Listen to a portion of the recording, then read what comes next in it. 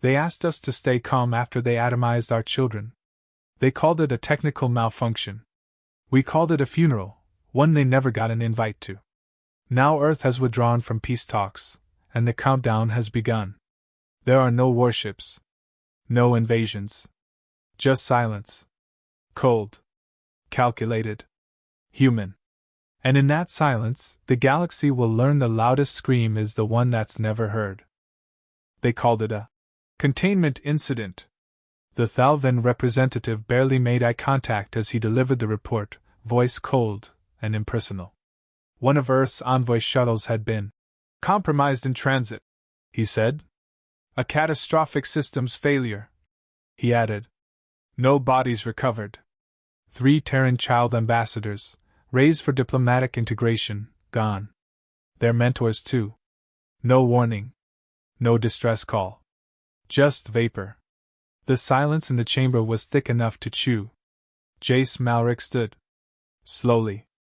Across the council's massive tiered floor, alien heads turned toward him, half in boredom, half in disdain. Humans, after all, were always so emotional. So theatrical. But Malric wasn't shouting. He didn't pace or protest. He only walked calmly, measured, toward the obsidian platform at the center of the chamber.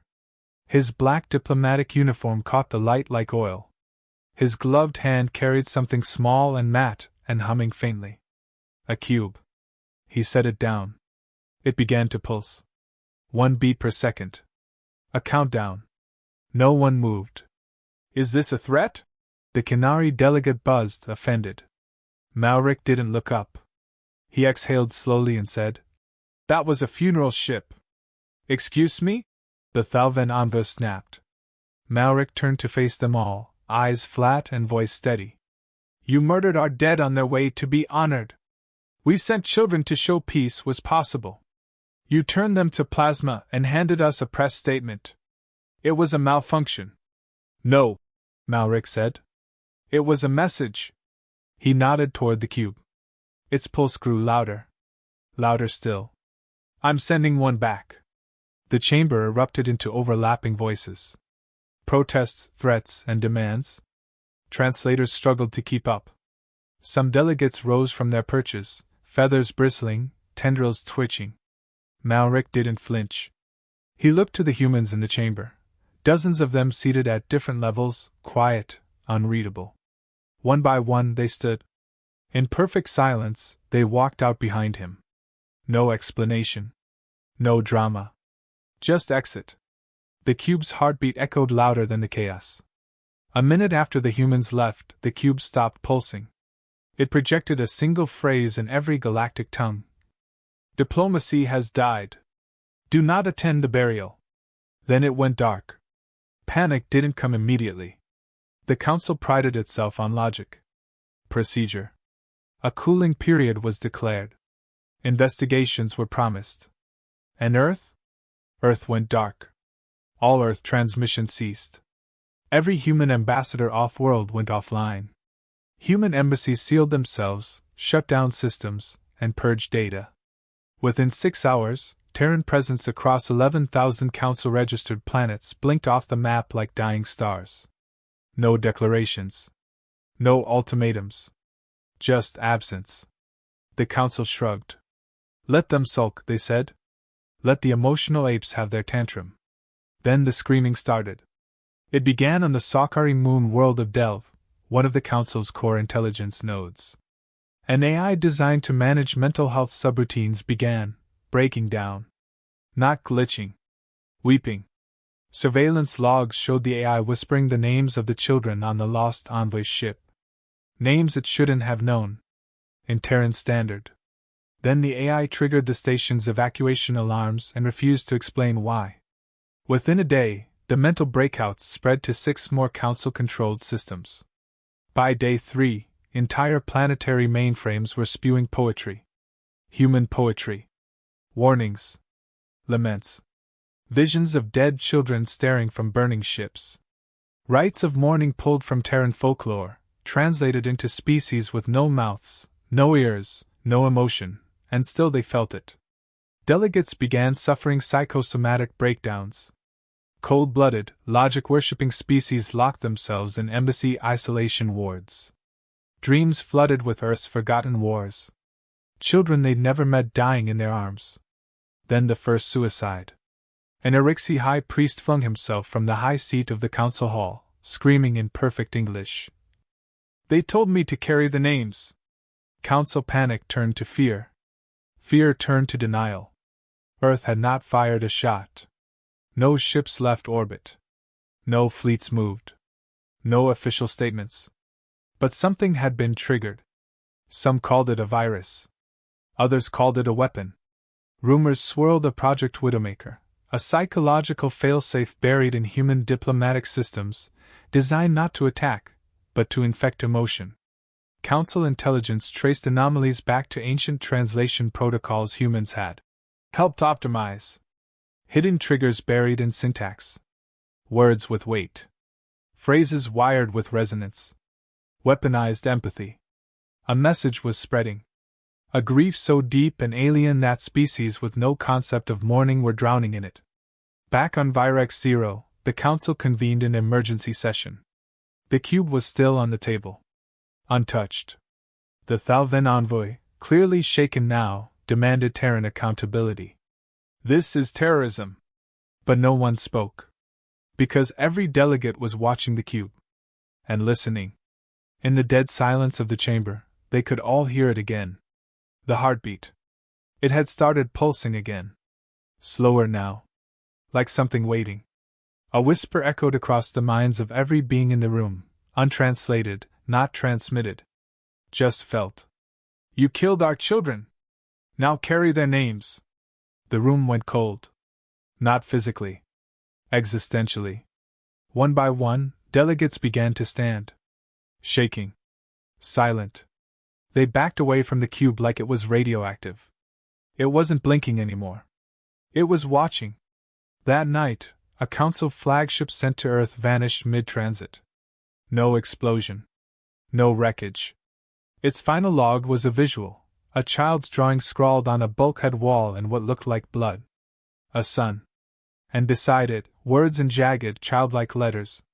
"We were coming to help." Jace Malric watched the report from a darkened observation deck somewhere in orbit above Earth. Whiskey in one hand. Smoke rising from the other. No medals on his chest. No rank. No uniform.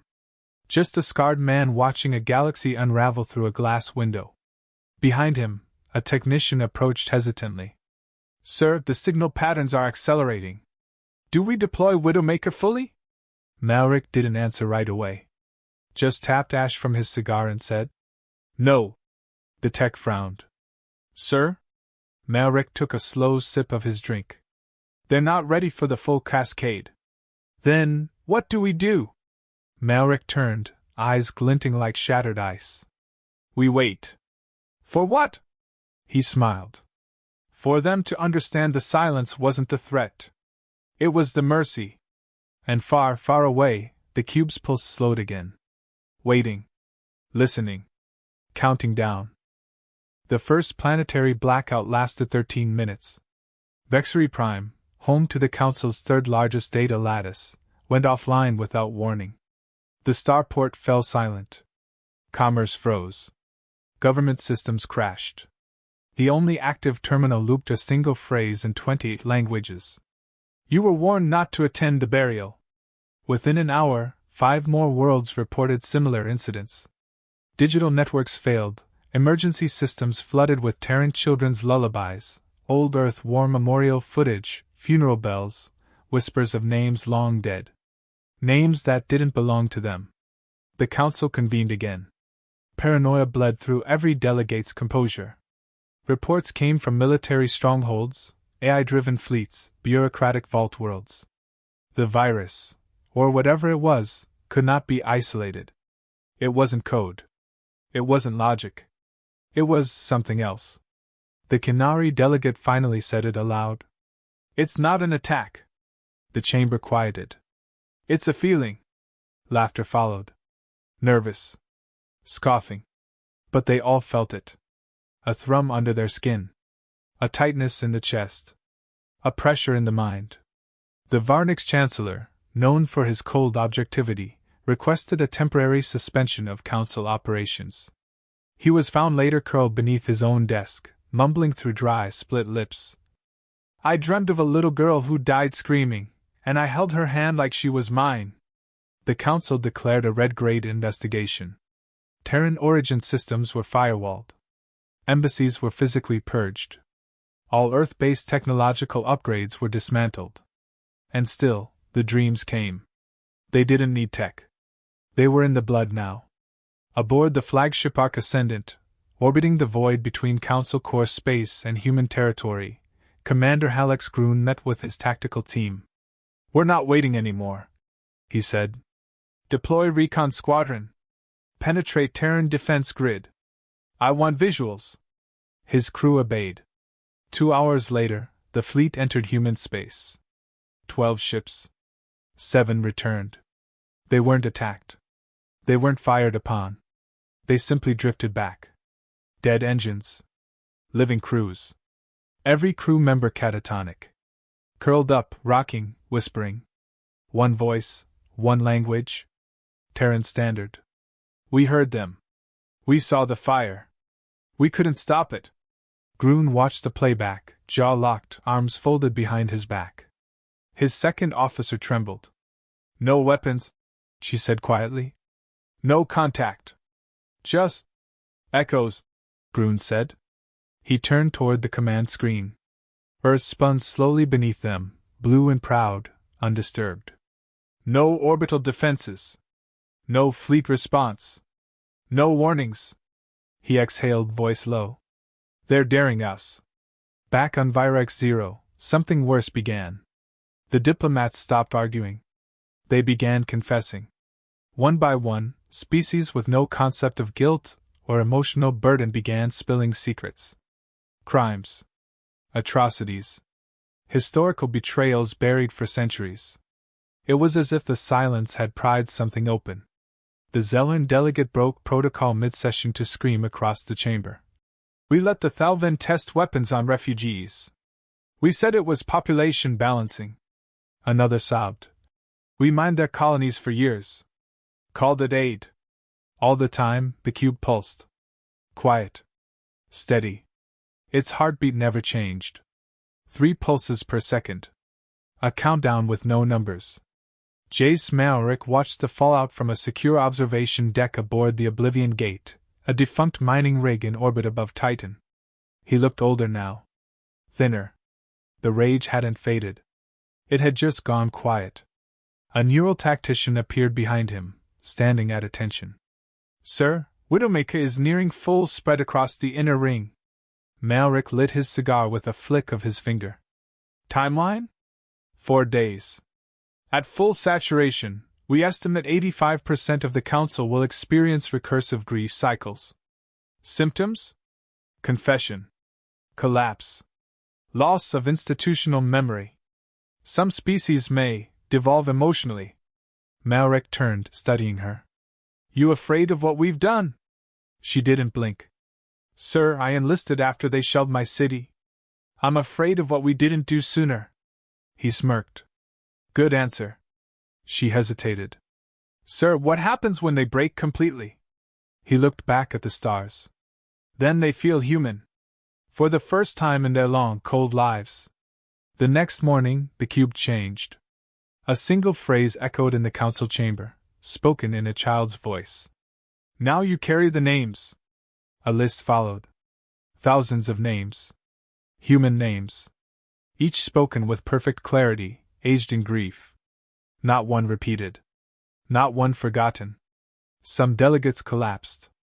Others clawed at their ears. One Thalvan ambassador began vomiting blood. His aides said he'd been dreaming of fire for weeks. The cube projected no threat. No demand. Just memory. That was the brilliance. That was the violence. The council begged for communication. Pleaded for negotiations. Earth did not reply. They sent drones toward the human homeworld. The drones failed.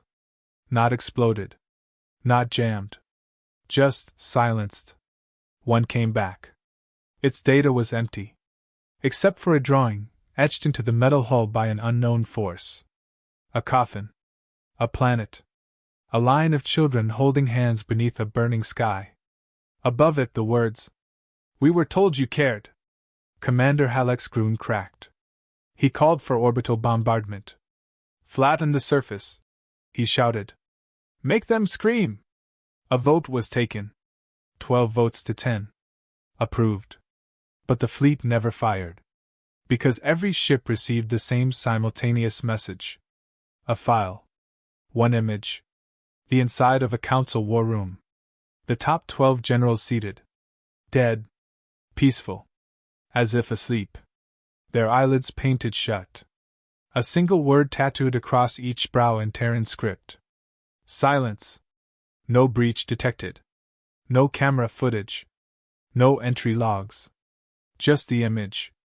They had no idea when it was taken. Or how. But it had already happened. No more commands were issued. Back on Titan, Malric took one last drag of his cigar. "Now they understand," he whispered. Behind him, his neural tactician watched the stars burn a little quieter. "They going to surrender?" she asked. Malric smiled without humor. "They don't need to. They already lost." Then he stood, straightened his coat, and walked toward the launch bay. "Where are you going, sir?" He paused. "To make sure they never forget why." The silence became contagious. Entire civilizations shut off communication systems, not out of choice, but from paralyzing emotional collapse. Trade convoys went missing, not due to attack, but because their crews refused to leave orbit, rocking in fetal positions, repeating human lullabies they didn't understand. Diplomats who had once mocked Terran sentimentality now clutched symbols of mourning, begging for meaning. The infection wasn't physical. It was metaphysical. Grief had become airborne. On Virex 0, the black cube began to hum. It was no longer just pulsing. It was vibrating, a deep, low resonance felt in bones and marrow, not in air. The Council's emergency corps met in the subchamber. Their faces were drawn, pale, shaking. Nothing worked. Firewalls collapsed under poetic syntax. Neural defenses cracked open with archived human trauma logs. One of the Council's strongest telepaths tried to trace the origin of the emotional waves. He died in seconds. Nosebleed. Seizure. Final words. "The children are still screaming." No species had experienced this before. A weapon that didn't strike your cities, it buried itself in your soul. There was no defense, no retaliation. Just regret. They turned to the last option. Send a delegation. One more attempt. One more plea. A signal was crafted in absolute silence. Transmitted directly toward Earth's orbit, addressed to Jace Malric himself. It read, "We acknowledge your pain. Please come. Talk. Explain what this is. Let us make it right." 2 hours later, a reply came back. Not a message. A location. Titan's outer orbit. One ship allowed. No weapons. No security. They sent 6. When the delegation landed, they found the platform already prepared. One chair. One table. A single datapad. Malric was waiting. Not armored. Not armed. Just a man in a worn coat, his eyes so quiet it was hard to look at him directly. He didn't stand when they arrived. He just looked at them like he'd already buried them. The Thalven envoy stepped forward. "We request a ceasefire." "There is no war," Malric interrupted. His voice was flat, razor-edged. "There never was. You must stop this spread. The mourning, the collapse, it's unsustainable. Whole empires are crumbling." "Yes," he said. "That's the point." They stood in silence. The Thalven adjusted their breathing mask. "We're prepared to offer reparations." "Children don't need reparations," Malric said. "They need closure." The Zelern representative took a step forward, claws shaking. "Then tell us what this is. We still don't understand." Malric slowly turned the datapad around. On it, a single file began to play. No visuals. Only audio. A child's breathing. Then sobbing. Then a single question. Why did they burn us? The silence that followed wasn't technological. It was soul deep. They were engineered, Malric said, voice distant. The children. Grown for the peace summit. Not genetically modified. Just raised differently. Fed every galactic language. Every myth. Every song. They carried the dreams of Earth on their backs. He lit a match, let it burn close to his fingers.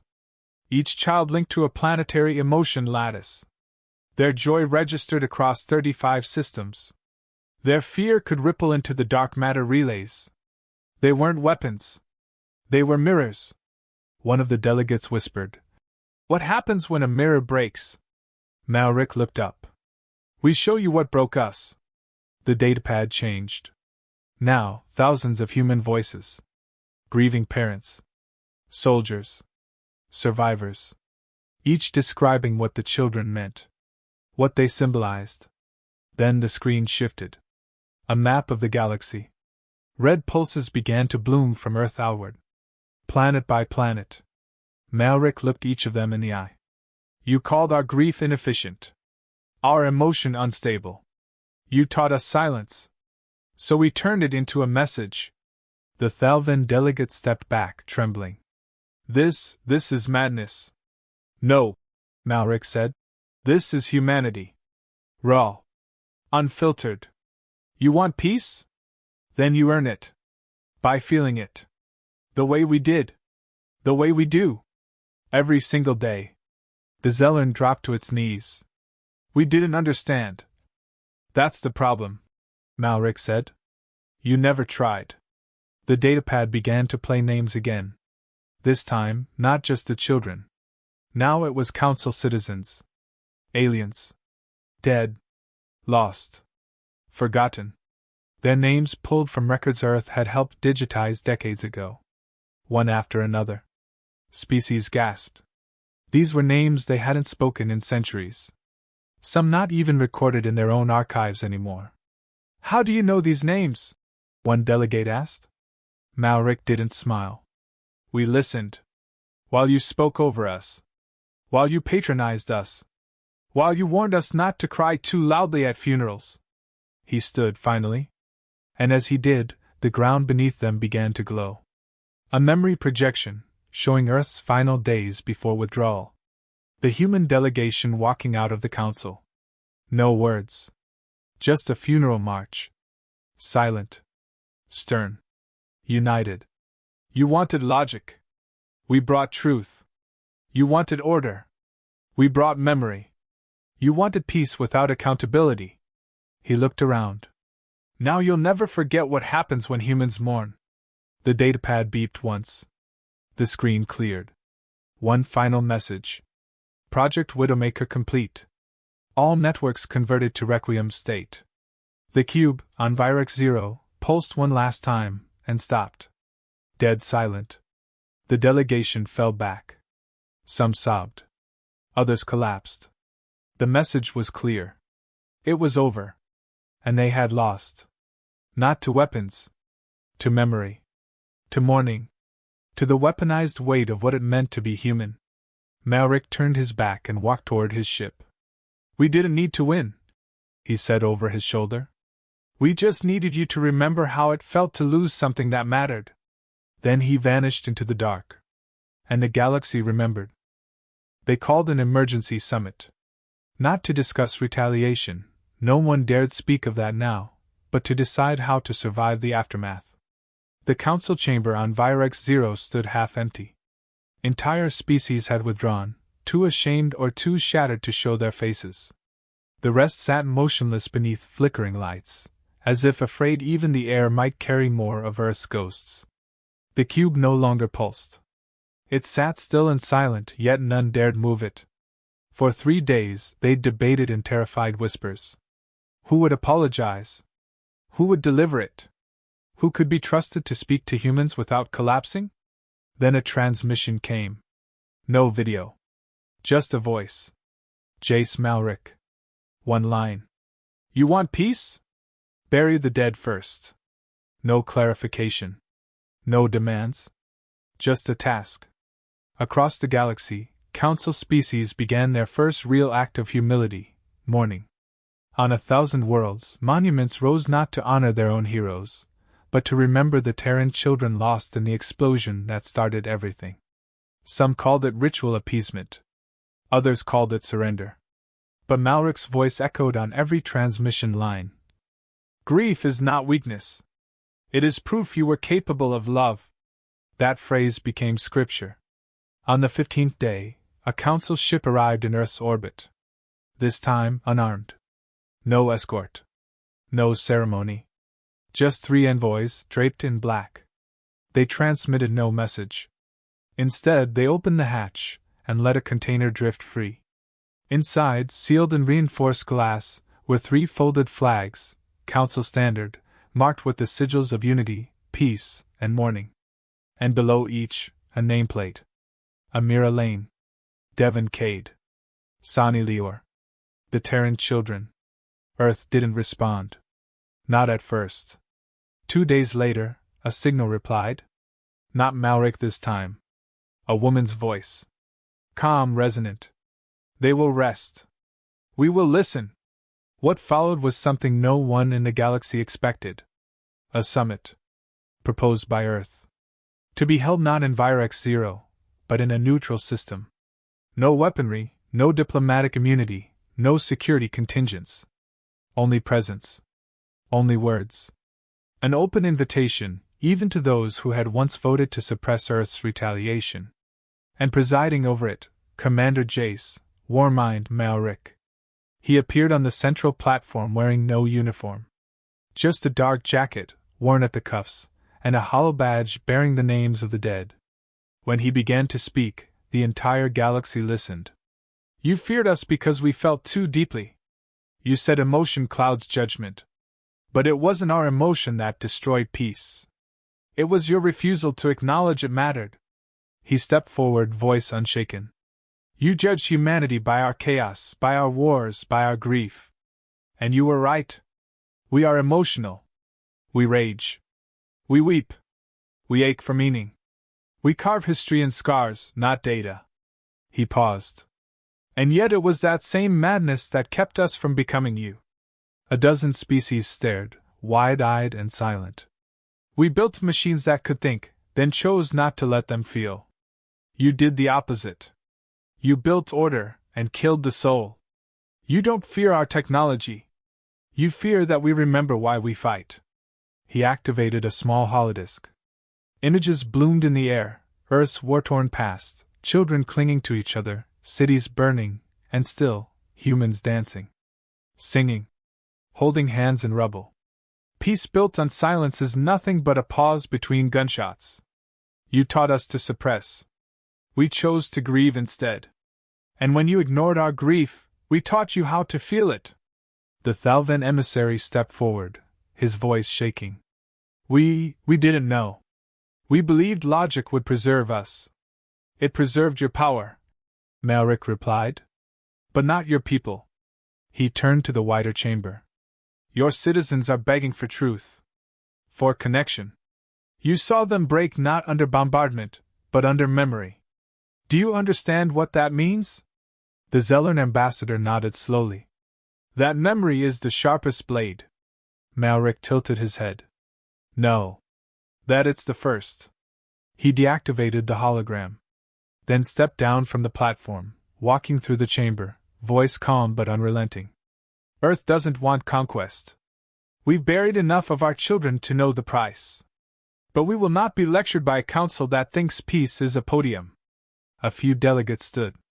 Slowly. Respectfully. Not in protest. In agreement. Malric turned back to them one final time. Here is our proposal.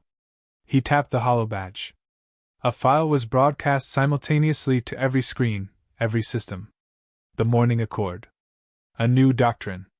One that made emotional reconciliation a requirement for diplomatic treaties. One that treated grief counseling as a peacekeeping tool. One that empowered species to process loss together, rather than erase it in protocol. Every delegate received it. Every planet did too. And at the bottom of the document, one final clause. Let memory speak where law once ruled. Let sorrow seed what order could not. Let those who carry names walk unforgotten. By the end of the session, 93% of the Council voted to ratify it. No bribes. No threats. Just the understanding that humanity had redefined diplomacy, not through dominance, but by being unashamedly, unbearably human. The summit ended. The galaxy shifted. Malric refused the title. No presidency. No chairmanship. Just a simple designation. Witness. He vanished shortly after. Rumors said he returned to the ruins of a battlefield on Europa where the children had once trained. Some said he left the galaxy entirely. Others claimed he became the architect of something deeper, something more dangerous. A system not built on silence or control, but on the oldest weapon humanity had ever wielded: memory. And long after he disappeared, every star system still echoed his final words, broadcast on a loop that needed no encryption. We didn't break peace. We buried it. And in the grave, we planted truth. Now watch what grows.